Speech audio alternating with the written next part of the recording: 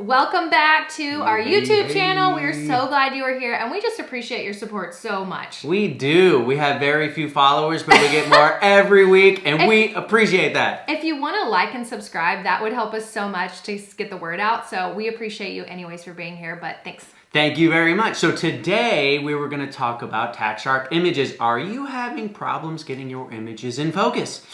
If you are, this lesson is for you.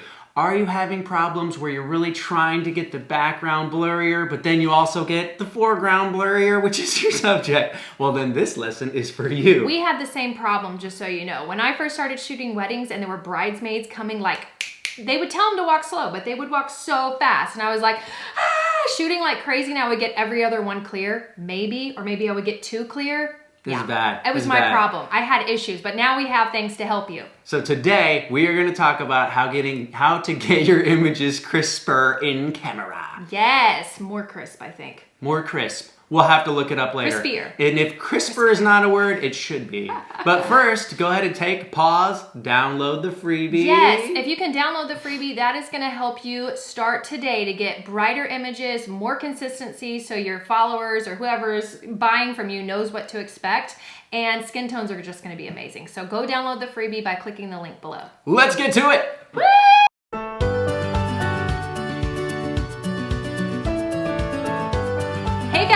It's us, April and Jason from Dallas. We are wedding photographers and have served over 100 clients in our area. Yes, we have. And some in Houston too. So. Yes. So let's dive right into what we're talking about today, which is tack sharp images. Yeah, I get questions all the time. I'm like, how do you get crisp images? You know, I keep getting this blur. And I know there is a new trend going around with blur, but we were taught to get our images crisp. So the main images that we give to people are very crisp unless they ask for some reason to do some kind of cool blur for, you know, whatever's trending. But our goal is to get it crisp. And when April says blur, she's talking about not just like the blur in the background, but how like there's a trend now where like you actually get the foreground where your subject is blurry and then the background is crisp, which is kind of a cool thing. Or vice versa, where you put something in the subject, like let's say it's a grain of wheat in a field, so then that's in focus, but then your subject is blurry in the background. So which is kind of counterintuitive to what we normally do, because we're like, wait, we always want the subject crisp. Right. So, but that's kind of the new trend going around. So, but we're going to talk about maybe how to make sure that that happens, but also to make sure that you're getting a crisper image of your subject and then the background as blurry as you can to make it really cool.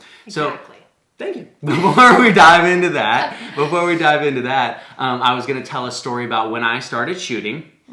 So I'm definitely a big fan of dive right into it, and April was a phenomenal trainer, so I had a very good coach. Oh, thank you. Oh, you're welcome. He does a great job. Doesn't she look good in her hat today? Hey! You have dirty hair, ladies. Hey, it was my idea to wear the hat. I was like, what do I do? Just put a hat on it, right? But, so when I started shooting, I was a big fan of like, hey, this lens goes down to a 1.2 or a 1.4. Like, I'm definitely going down that low because that's what the lens is capable of doing. And if you're new a photographer, what he's talking about going down is on your aperture, you can go very, very low, which creates a nice blurry background, and your subjects are nice and crisp. Yes. So the one thing that I was doing wrong, there's actually many tips we're going to give you. I think there's 6 today that are going to help you get crisper images. Yes. But the one thing I was doing wrong right out the gate was I was shooting at too low of an aperture.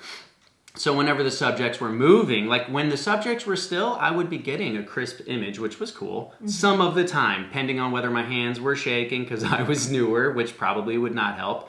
Or if the subjects were moving, then I was getting a blurry image. So for those reasons, that's why we're going to talk about today what you can do to kind of not let that happen. So let's dive right in. So we're just going to give you a couple tips, or let's say 6 tips exactly, because we want you to nail your focus in camera. We know it's so important whenever you're delivering your gallery to just have that confidence to show your clients, look how good you looked, look how crisp these images are, because your camera has some really awesome capabilities, and we want you to use that to the max. So one of the first things we learned was to shift your focus on your camera to your back button.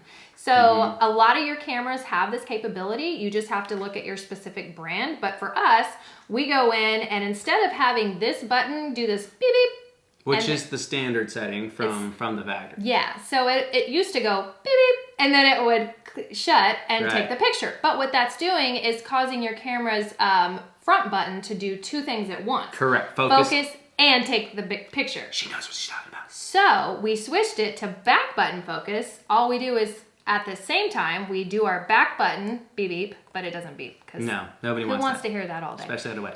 Back button focus. Click this button and the picture is taken and you've nailed that sharp image. Yes, and that definitely helps because of the fact that instead of having the front button do two things and waiting for it to do the two things, you've already got the image in focus when you fire. It was a game changer, honestly, because this camera is very, very high quality and it should be taking very crisp images all the time, but the manufacturer does not set it up that way. You have to do it yourself. So that is one of our first tips. The second one is to avoid camera shake. And to up the shutter speed whenever you're taking pictures up to at least a 250 so that you're getting anybody that's walking to you crisp.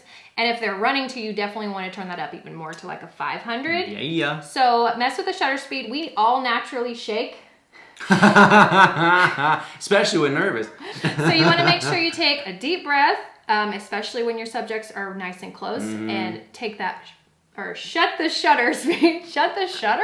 I don't know what I'm trying to say. Turn the shutter down, turn the shutter up. Take the picture, let it click, and be as still as possible so you can get a very crisp image. Yes. And kind of to piggyback of what she's saying, those lenses can be very heavy. So even if you're super confident, typically, when you're holding the camera, which probably weighs a pound, pound and a half, and the 70 by 200, which also probably weighs 2 to 3 pounds. That's a ginormous lens. And you've been holding it for 3 or 4 hours, your hand's going to start shaking. So my last tip that I'm going to share is tip number 3, and you want to shift your drive mode to one shot or single shot. Sorry, not one shot. Single shot when you are taking still subjects, and then if you are taking moving subjects, like I was talking about with the bridesmaids walking out, I turned that to my high-speed continuous shooter, and it just goes... That's a game changer. So it takes those pictures super fast because they are walking and they're moving towards you. So you're getting every single... Now you want to turn it off of that because then you'll run up your memory card and you'll have like no images. And I am guilty of this like at every wedding. He's like, how are you done with your memory card already? I'm like, I left it on high speed continuous for a really long time. Anyway. All right. So another tip to get a blurrier background but keep your foreground or your subject crisp is to pull them away from the background. So there's 2 different scenarios here. Let's see if I can walk through them correctly. So the first thing you do is if your subject, they tend to like to stick to a wall. So let's say you have a wall that you have them against.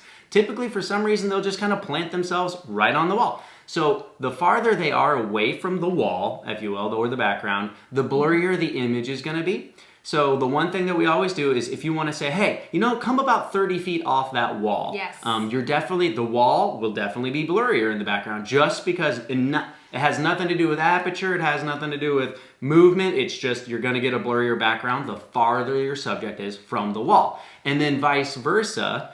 The closer you are to your subject, the more blur you're going to get in the background. So you can do this. If you're like, hey, I just want a little blur, well, stand far away from your subject, let's say 20 feet, and then have your subject 30 feet off of the wall, and you'll get a blurry background. If you want to make that wall even blurrier, stand 5 feet from your subject and have them 30 feet from the wall, and now you're going to get even a blurrier background. So that's one way of doing that. Another thing that we like to do to get tack sharp images, I have to slow down. I like to talk at a very increased rate of speed. People tell me that. Anyways, so switch to a fixed lens because typically you can go lower on the aperture or f-stop on those. For some reason, and I don't really know why, probably something to do with technology, but your zoom lenses will typically only go down to a 2.8. I know mirrorless cameras are changing that, and now Canon, I know, because we use Canon, so I can't speak for Nikon and Sony, but Canon has a 2.0 lens that is zoom as well. I think I want that lens next. I think I also want that lens.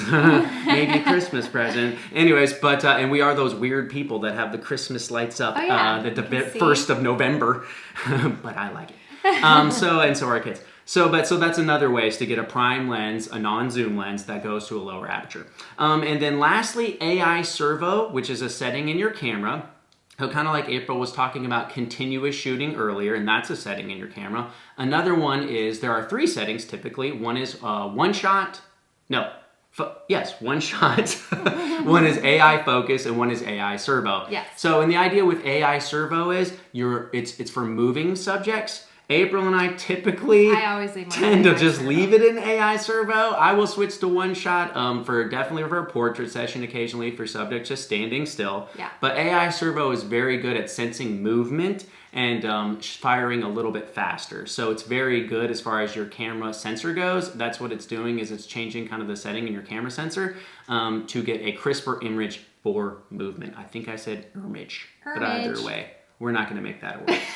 But anyways, that is the gist of the tips that we have to get crisper images. If you need to go through all 6 of those again, just rewatch the video. Yeah, we hope you enjoyed this video. If you did, please like, subscribe, share it with your friends. Please. We definitely want to help you in your photography journey. We love watching photographers grow and get excited, especially when they have super crisp images that they can show us later. Like, look what I did. So we're celebrating with you. Thanks so much for watching. We appreciate it, and have a great week. Bye. Can we do a blooper though? Oh. No, I wanted to show the gum on the phone. Oh, just leave it. This is what Jason needs. And I was putting it back in my mouth. Weird story, or weird thing about me, because I don't care. I chew the same piece of gum all day long.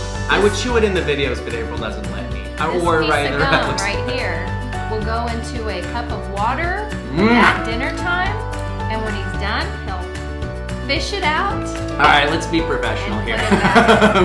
Bye. Have a good day. La la la. Okay.